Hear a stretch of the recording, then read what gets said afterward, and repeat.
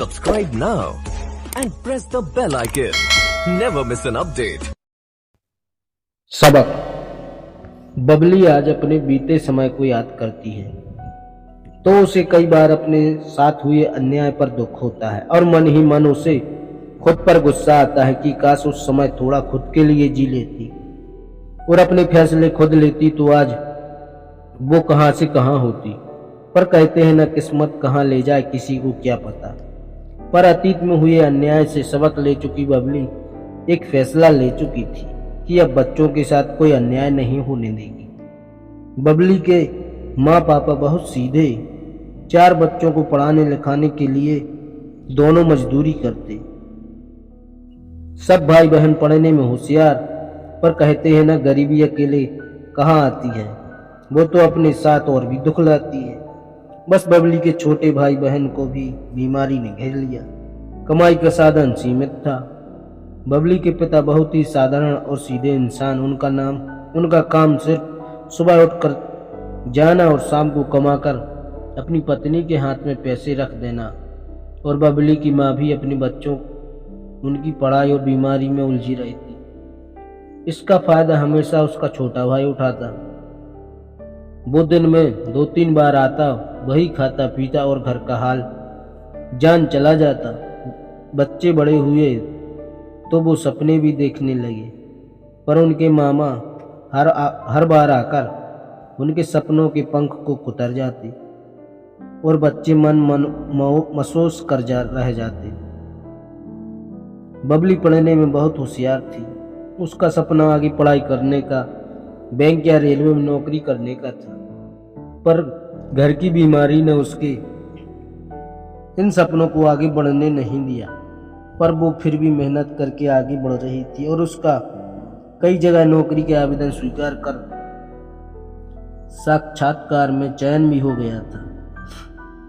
पर फिर उसके मामा आकर उसकी माँ को उल जुलूल बातें कहे जाते। बाहर लड़की को भेज रही हो, माहौल कैसा लगा पड़ा है, लड़की किसी लड़के के साथ भाग गई तो, या किसी लड़के ने कुछ गलत कर दिया तो समाज में नाम खराब होगा, कुछ पैसों के लिए अपने घर की इज्जत से खिलवाड़ करोगी। बबली को मन में आता कि जवाब दें, पर मामा का ऐसा जादू छाया था कि बबली कुछ कर या बोल नहीं पाती थी और उसकी नौकरी वही धरी रह जाती। तब बबीता के अंदर उसके सपने टूटते और आवाज आती, करच। पर एक करच सिर्फ बबली और उसकी सिसकियां ही सुनती। एक बार जींस पहनी तो मामा ने सबके सामने जमकर डांटा कि शरीफ घर की लड़कियां जींस नहीं पहनती। और जब उनकी खुद की पत्नी ने पहनी तो उसे देख खुश हो गए और उसे घुमाने ले गए। पर तब बबली के अंदर फिर से कुछ टूटा, जिसकी आवाज उसे बहुत जोर से सुनाई दी। उसने घर में बच्चों को पढ़ाना चालू कर दिया। मामा ने इस मौके का भी फायदा उठाया और अपने बच्चों को पढ़ाने भेज दिया। बिना पैसा खर्च कर इतनी अच्छी टीचर उनके बच्चों को और कहाँ मिल पाती। बबली ने बिना भेदभाव किए उनके बच्चों को पढ़ाया और उनकी नींव मजबूत की। और फिर बबली की शादी हो गई। शादी के बाद जब मामा की बेटी को सिर्फ जीन्स और शॉर्ट पहनते देखती तो अपनी बातें याद कर अपने टूटते सपने समेटने की कोशिश करती और अपनी बहती आंखों के पानी को सबसे छुपा लेती।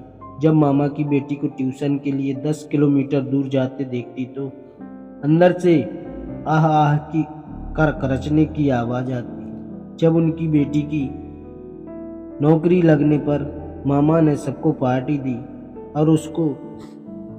और उसकी माँ के परिवार को नहीं बुलाया, तब बबली रोई नहीं बल्कि उन खुद को मजबूत किया और माँ को भी हकीकत से रूबरू करती गई।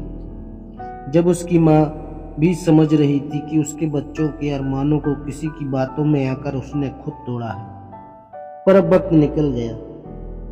पर इन सबसे बबली ने एक सबक जरूर सीखा कि अपने बच्चों के भविष्य के साथ किसी को भी खिलवाड़ नहीं करने देगी। और अगर किसी ने भी उनकी राह में बाधा डाली तो अपने बच्चों को उनके सपने चुनने का हक वो देगी और उसके लिए वो हमेशा उनके साथ खड़ी रहेगी।